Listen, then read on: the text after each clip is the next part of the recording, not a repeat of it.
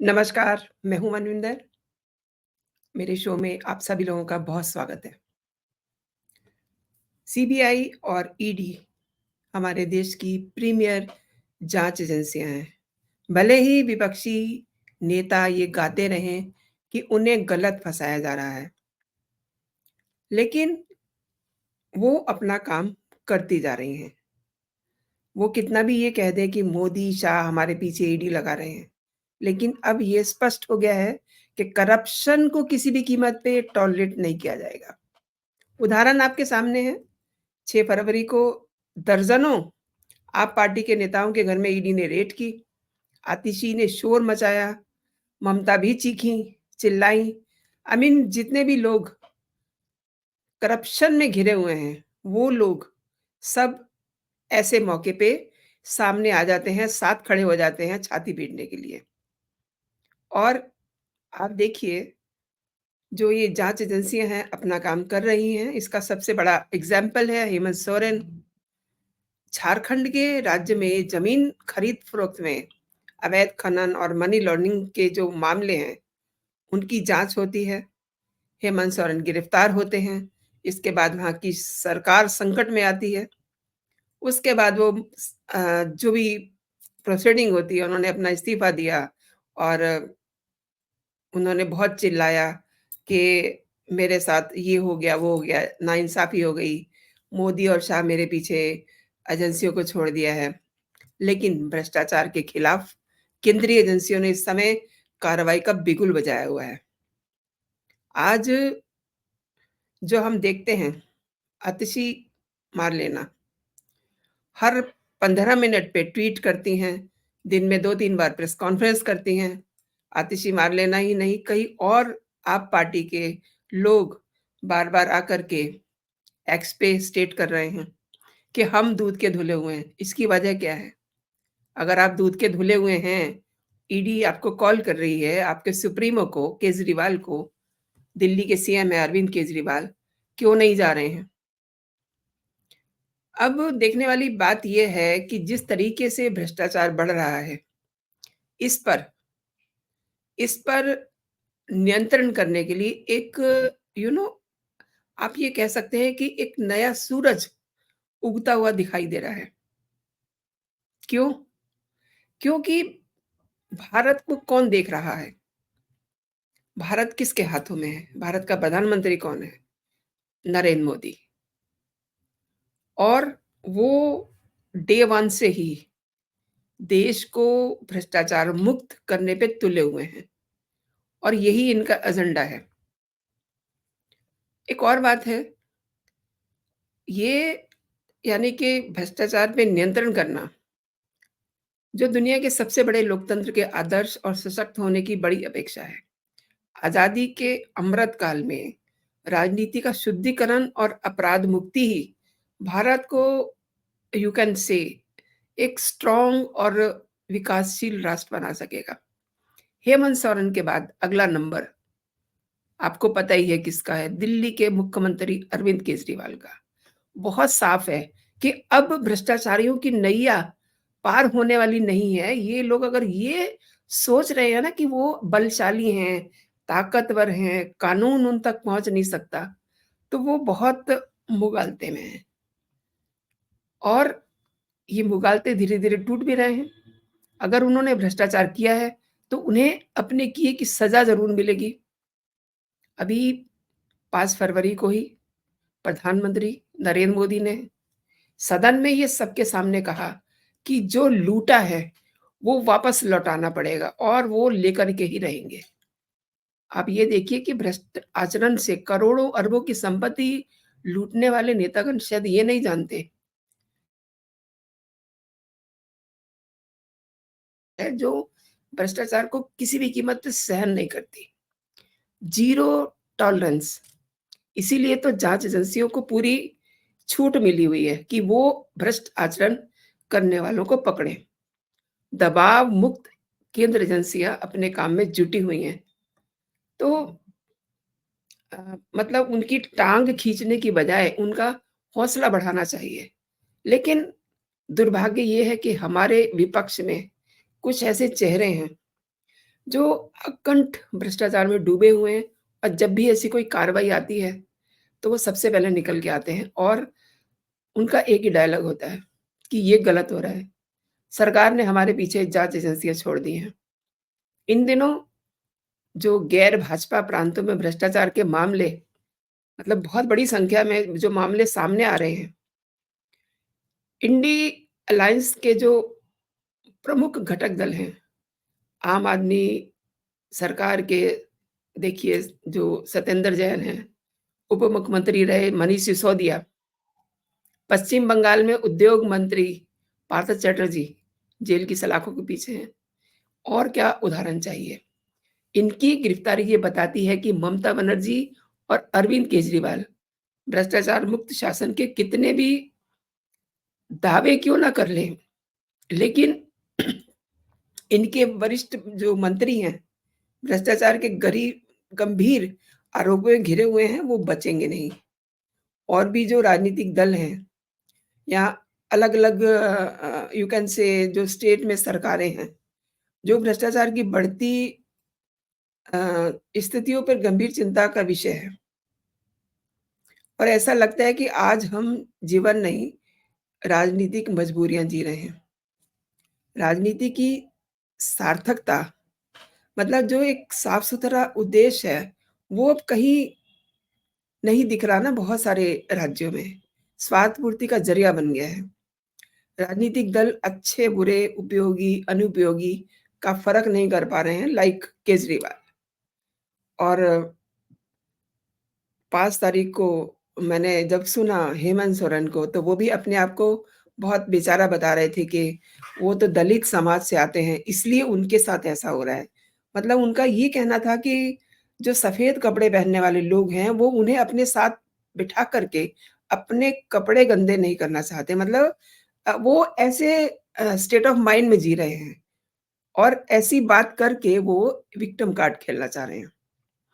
मार्गदर्शन यानी कि नेता अ, नेता किसे कहते हैं? ये जो लोग चुनते हैं अपने नेता को, क्यों चुनते हैं? उस पे विश्वास करके, उस पे भरोसा करके, लेकिन वो नेता क्या निकलता है? खलनायक। भ्रष्टाचार, राजनीतिक अपराधीकरण और जातीय संप्रदाय के हिंसक आग्रहों पर मैं समझती हूँ कि जो ये गठबंधन बना है, कभी वहाँ ऐसी बहस नहीं हुई। कोई आदर्श राष्ट्र कैसे बनाया जाए, उसके लिए कभी उन्होंने कोई दिशा नहीं सोची और जो सोचते हैं, उसमें ये कीड़े डालते हैं। राजनीति में लगे लोगों में जब इन मसलों की गहराई तक जाने का धैर्य या मतलब कहिए कि वो सीरियस नहीं है इसके लिए, तो उनके संवाद जो होते हैं ना, कीचड़ में सन जाते हैं मीन्स वो एकदम निचले स्तर पे चले जाते हैं। फिर वही उदाहरण आता है अरविंद केजरीवाल का, फिर वही नाम आता है ममता बनर्जी का, जो अपने आप को बहुत दूध का धुला समझती हैं और इसमें हेमंत सोरेन, जो इस समय जिन पे कार्रवाई हो चुकी है, इन दिनों यही हो रहा है। भ्रष्टाचार के लिए मोदी सरकार जो कार्रवाइयाँ कर रही है, वो आई शुड से सराहनीय है। भारतीय राजनीति में भ्रष्टाचार का पर्याय बन चुके ऐसे नेताओं की कमी नहीं है, जो ये मानते हैं कि सरकार उनकी है और वो कुछ भी कर सकते हैं। इस तरह की भ्रामक सोच भारतीय राजनीति के पतन का कारण रही है। इसकी अ, जो ट्रांसपेरेंसी है, उसको वो धूमिल कर रहे हैं। पहले राजनीति का अर्थ लोगों की सेवा करना होता था। अब तो वो बात भूल जाइए आप। लेकिन बाद में अपने लोगों की अ, सेवा करने लग जाते हैं, यही दिखता है।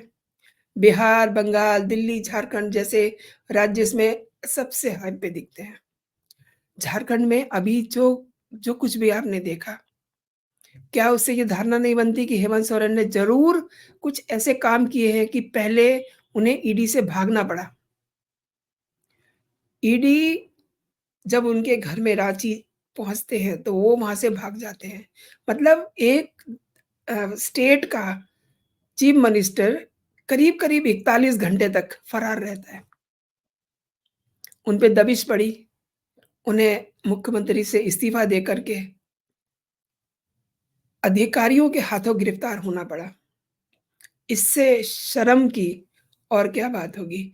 और ये चीज़ अवॉइड की जा सकती थी, अगर वो डे 1 पे ही, पहले ही दिन अगर वो ईडी के सामने प्रस्तुत हो जाते, पेश हो जाते, तो ऐसा नहीं होता।